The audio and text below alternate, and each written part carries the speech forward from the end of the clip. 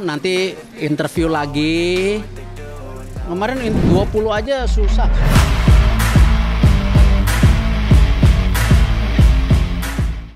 Bukti kejeniusan manuver Sintayong. Sebagai pelatih kelas dunia yang tengah menangani sepak bola di negara berperingkat rendah, tak jarang Sintayong akan menggunakan taktik konyol agar skuad Garuda dapat mengalahkan lawannya. Salah satu momen paling jelas terjadi pada babak kedua pertandingan timnas Indonesia menghadapi Argentina pada FIFA Matchday Juni lalu. Seperti yang diketahui bahwa skuad Garuda kesulitan untuk menyerang pertahanan Argentina kala itu. Bahkan untuk bisa mempertahankan penguasaan bola saja sangatlah sulit. Namun semua telah berubah saat Sintayong melakukan perubahan taktik di babak kedua dengan memanfaatkan sumber daya yang dipunya. Pelatih asal Korea Selatan itu mengandalkan sisi samping untuk menyerang dengan harapan para pemain Argentina akan membuat bola keluar di sisi lapangan.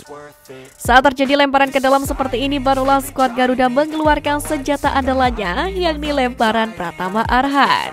Meski terlihat konyol, taktik ini pun terbukti jenius dengan mengandalkan postur menjelang Elkan Bagot.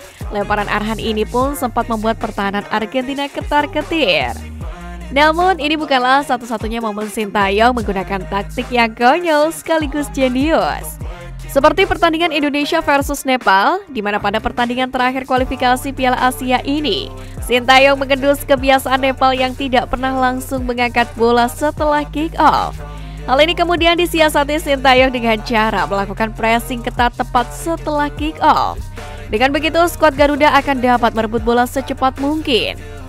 Apabila berhasil, maka Indonesia dapat dengan lebih mudah melakukan tusukan ke Nepal yang tengah dalam posisi menyerang. Kemudian, Indonesia versus Kuwait. Pada laga ini, Sintayong melakukan set piece kick off cepat dengan memanfaatkan tingginya pertahanan lawan dan kecepatan pemain Indonesia. Percobaan ini pun sempat berhasil setelah umpan jauh Barclay jatuh di kaki Rahmat Irianto yang kemudian dilanggar. Berkat hal ini, Indonesia pun mendapatkan hadiah penalti yang berujung gol. Selanjutnya, Indonesia versus Burundi, di mana pada laga persahabatan melawan Burundi, Sintayong melakukan taktik overload di mana ada sekitar 5 pemain Indonesia yang akan menghuni salah satu sisi lapangan.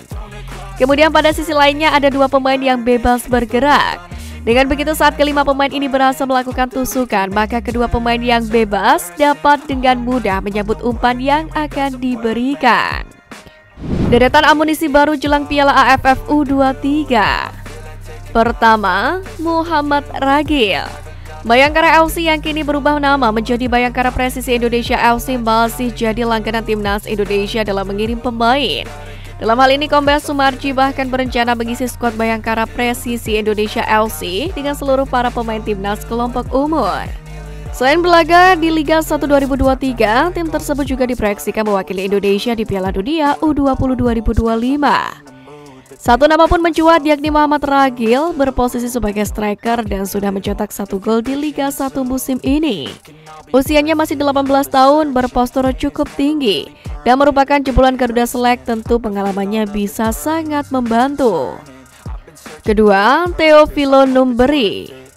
Pemain berusia 21 tahun asal Jayapura yang sudah menjadi bagian dari skuad Dewa United di Liga 1 musim ini. Vilo memang gagal masuk ke skuad timnas Indonesia U22 di SEA Games kemarin karena kalah bersaing dengan pemain lainnya. Namun pengalaman membuat Vilo belajar banyak hingga membuat performa bersama Tangsel Warriors di Liga 1 cemerlang.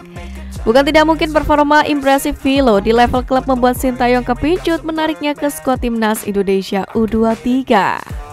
Ketiga, Nyoman Asanay. Satu pemain muda cukup menarik perhatian, dialah Nyoman Asanay. Berposisi sebagai bek kanan yang diandalkan PSS Sleman di Liga 1 2023-2024. Pengalamannya dinilai dapat memberi warna baru di skuad Sintayong. Sebagai bek kanan modern, Nyoman Asanay tak hanya fokus dalam bertahan, tetapi juga membantu penyerangan dan juga menciptakan peluang mencetak gol. Bukan Joachim Low, ini dirtek baru PSSI. Nama Joachim Low menjadi salah satu yang diduga bakal ditunjuk oleh PSSI menggantikan Indra Syafri. Sebab PSSI sebelumnya mengindikasikan akan menunjuk dirtek baru dari Jerman. Selain itu, Waketum PSSI Zainuddin Amali pernah mengungkapkan ciri-ciri dirtek baru adalah ex pemain terkenal yang berusia di kisaran 60 tahunan. Dan Joachim Low masuk kriteria tersebut karena kini berusia 62 tahun. Namun Ketua PSSI Erick Thohir memastikan Dirtek baru PSSI bukanlah Joachim Low, ex-pelatih timnas Jerman. Menurutnya Indonesia belum bisa mendapatkan sosok sebesar itu. Jadi kalau kita ingin menarik pelatih sekelas itu, kita bagus dulu. Tetapi Dirtek yang akan kami datangkan untuk mendampingi juga bagus. Nanti saja diumumkan kalau sudah waktunya. Jelas Erick Thohir.